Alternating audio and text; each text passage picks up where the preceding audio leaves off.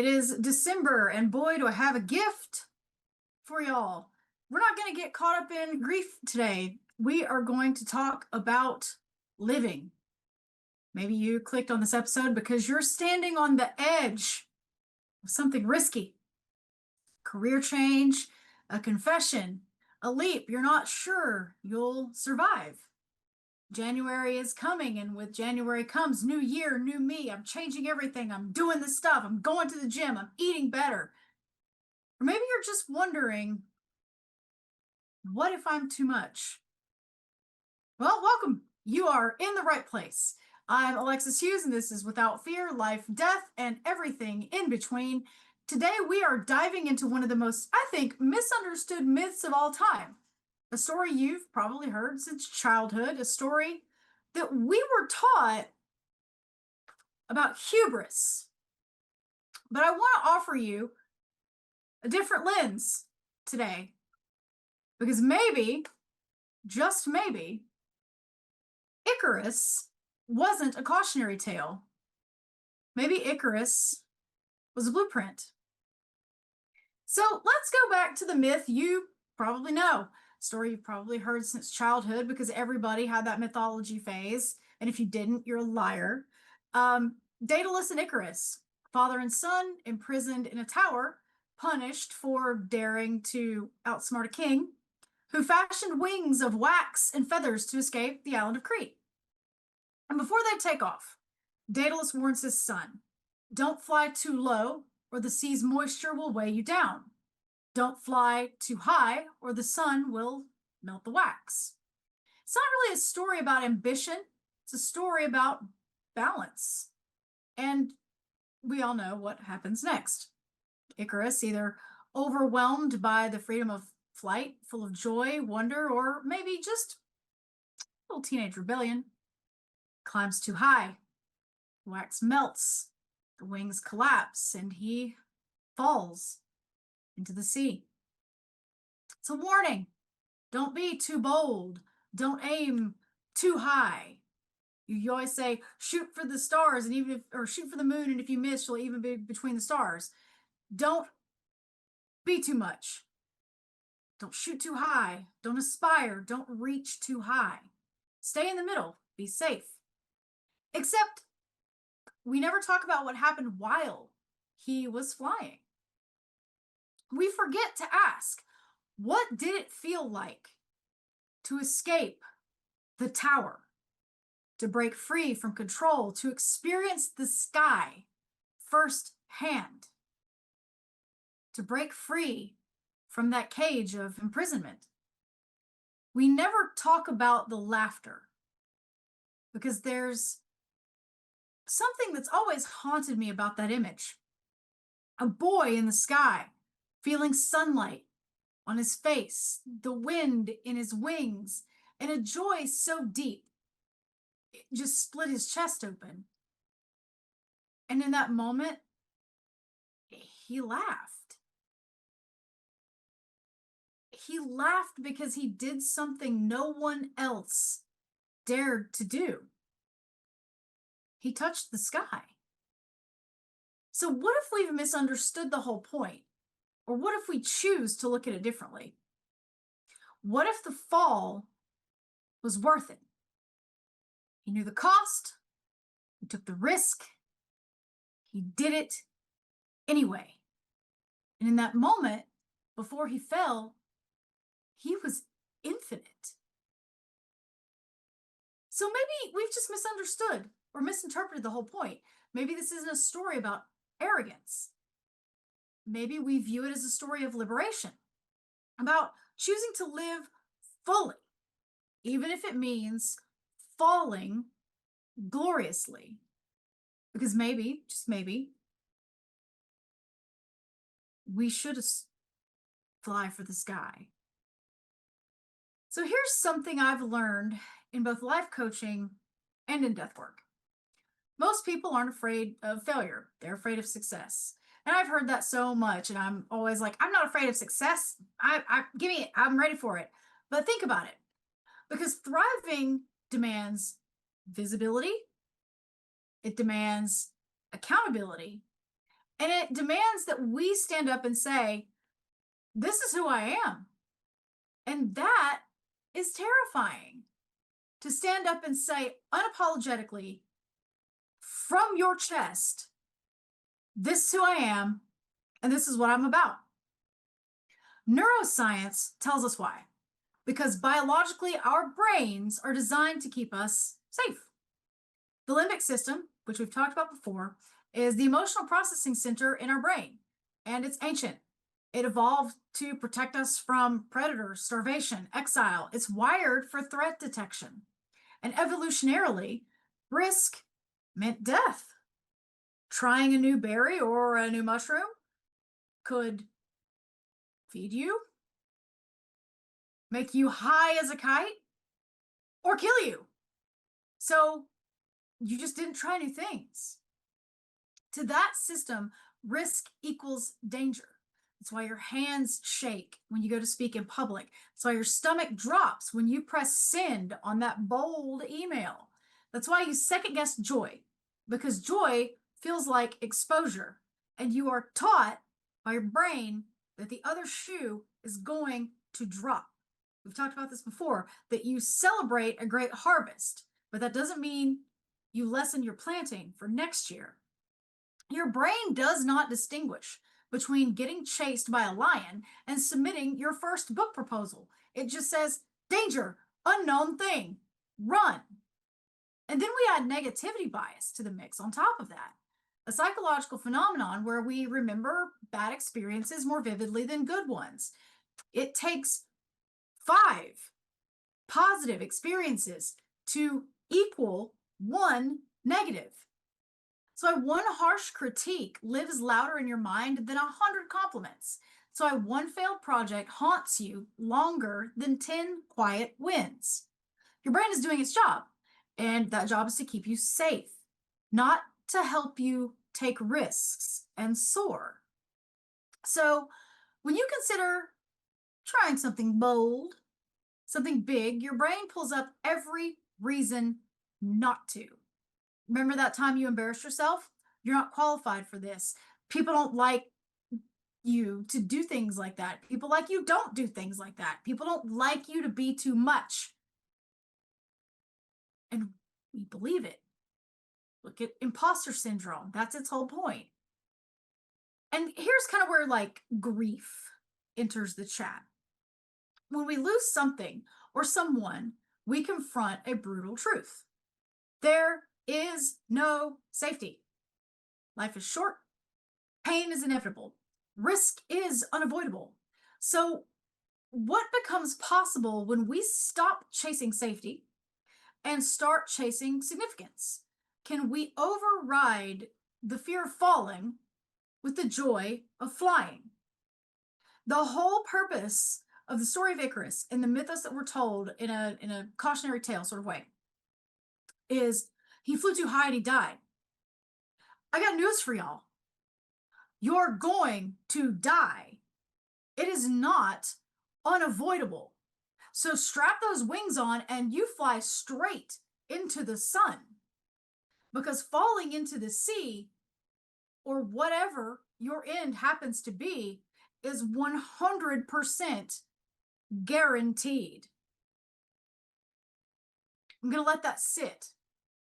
Falling into the sea is 100% guaranteed. So what is keeping you from taking that risk? When I talk to my coaching clients and they take a risk and we're teeing up to do a thing, we're going to submit that promotion ask, we're going to submit that book to a publisher, we're going to take a risk, and they take the risk and they come back and tell me about it. I said, yes, but did you die? No.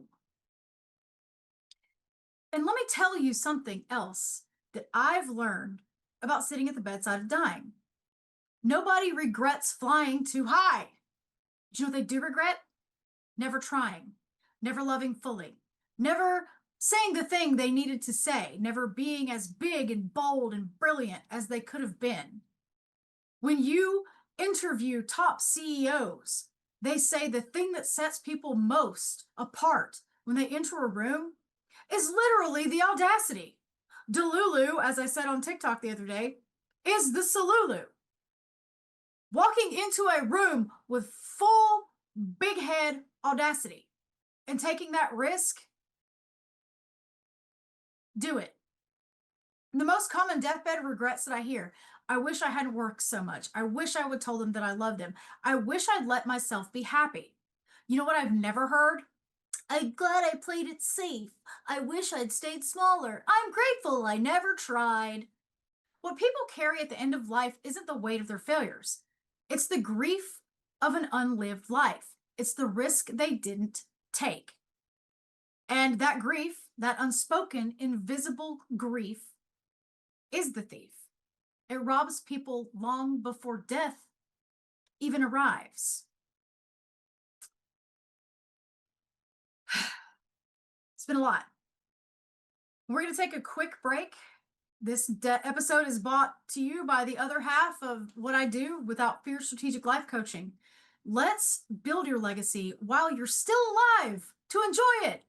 If you're tired of living small, if you're done shrinking yourself to fit into spaces you've outgrown, I would love to help you reclaim your boldness. Visit withoutfeardoula.com to learn more. And if you want to do what I do in the end of life realm, I've got an end of life doula course starting in January. Enrollment is now open and seats are limited. So we will take a short break and be right back. And I am going to further encourage your audacity. Be right back.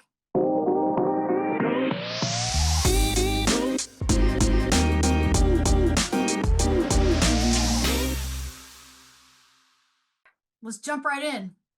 One woman I sat with, I'll call her Evelyn, told me that she had wanted to be a dancer ever since she was young. Her father said it was impractical and her husband discouraged it. So she became a bookkeeper. She raised kids, paid bills, lived kindly, but that ache was still there. Even in hospice, her toes would flex like they were waiting for music. That's the kind of grief that haunts the body. Not the grief of loss, but the grief of never becoming. I've often heard that your worst circle of hell is meeting the you that you could have been. When we were on Giving Tuesday and I was doing a live stream, we were playing a game that focused on grief, and one of the folks in the chat said, how do I grieve the person that I'll never become, or the people I could have been but didn't? And ask yourself, is that harder than grieving the people around you or your pets?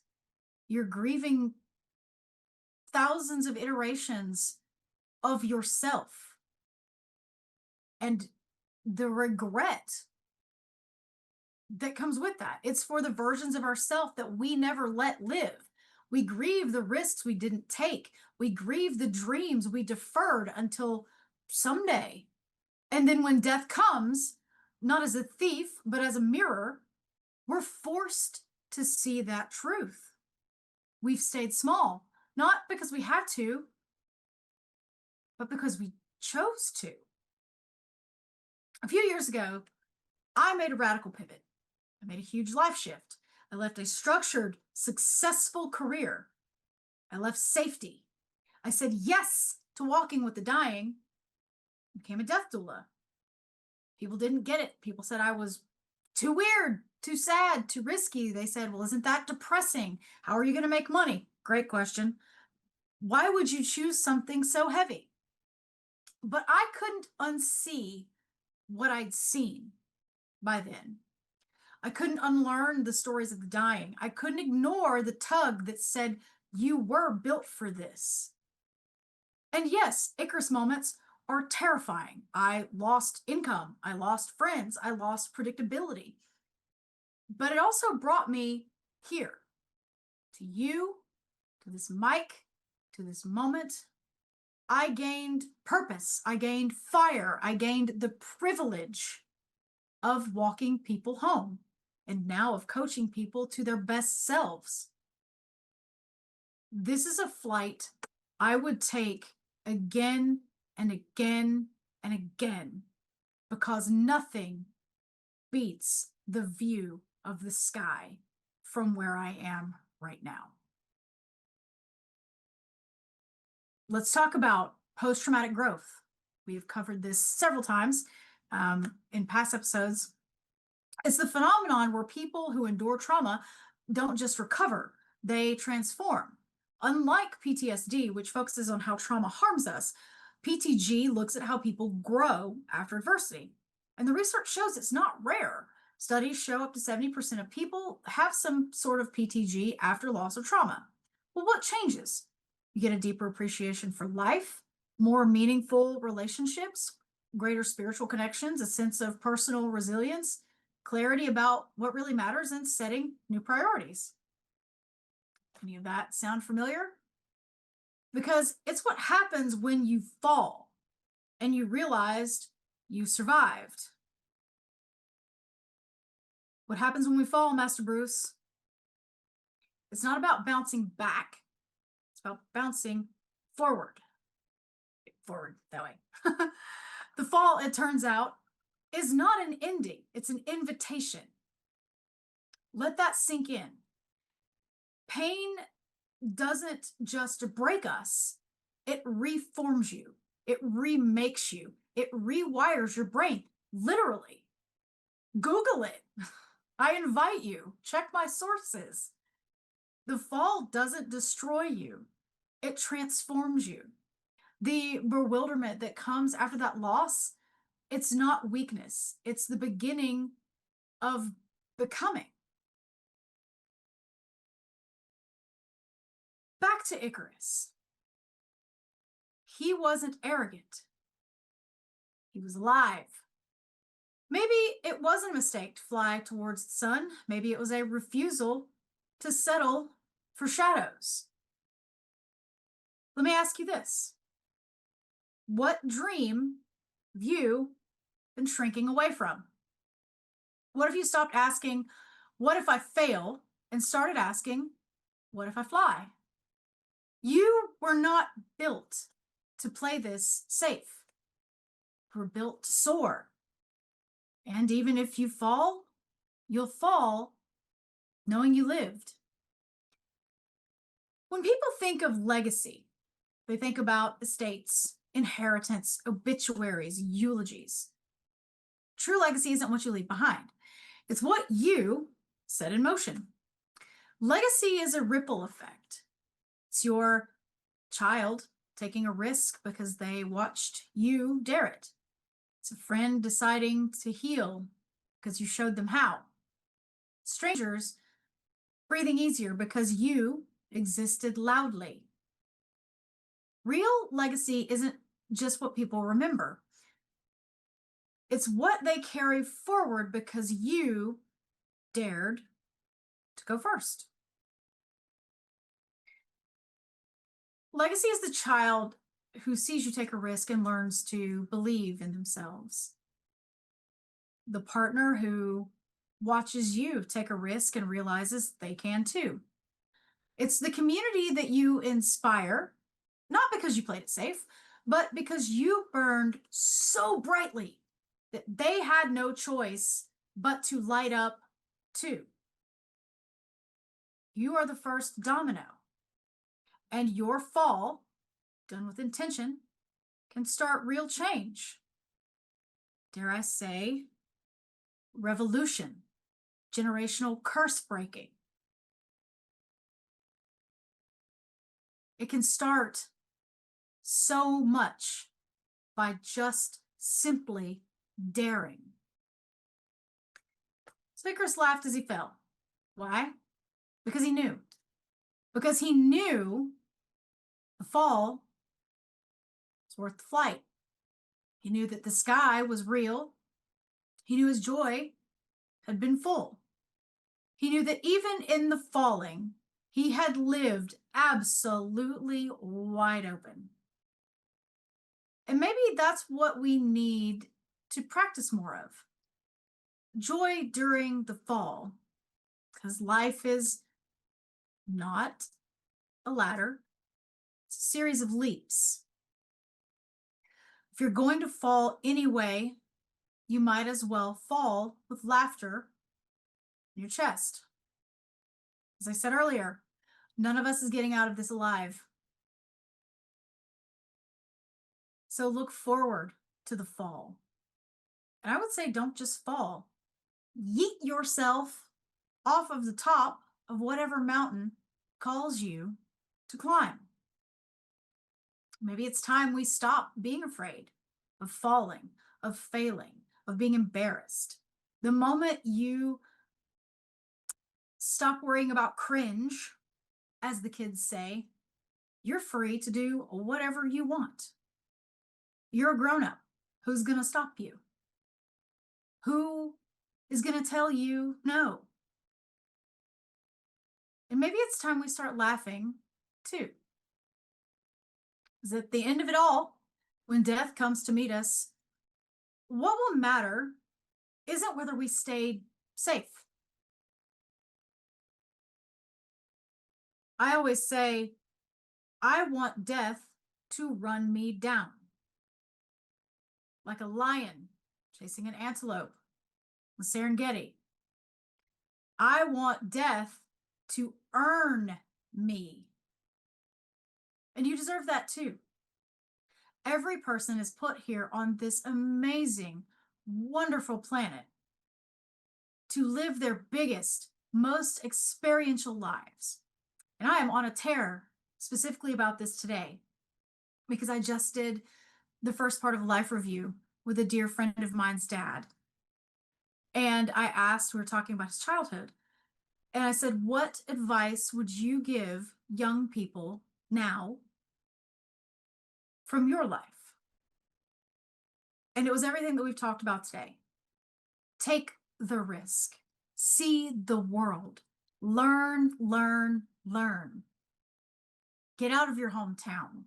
Get out of your shell. Get out of your circle. Get out of your safety net. Live life and adventure. And if it helps to frame it in a scope of not take a risk, but go on an adventure, whatever you have to call it, I promise you, it will enrich your life. When we talk about living fully, we are talking about living without fear. I didn't name this without fear for no reason. Without regret, because I don't want to see you at the end of your life listing the regrets you wish you had done, because we are talking about it now. I want to see you with wings outstretched towards the sun. So again, I ask you, what is the thing? What is the sun that you look at and you fear flying to? And I'm telling you to strap on those wings. Because what are you going to do? Die? No, you're not. And you know it. Whatever you aspire to isn't going to kill you. But when it is time to die, you will regret it. So if this episode stirred something in you, if you've been waiting for a sign to try, to risk, to leap, this is it. This is your permission slip. The sun is waiting, and your wings are not a mistake. You were born to fly. If this episode spoke to something deep inside you, please share it, subscribe, leave a review, and most of all, take one small risk this week. You don't have to fly all the way to the sun, but maybe you just put your toes on the ledge, over the edge, just a little. So until next time, I'm Alexis Hughes, and this is Without Fear. Do one crazy thing this week and tell me about it in the comments. See you next time.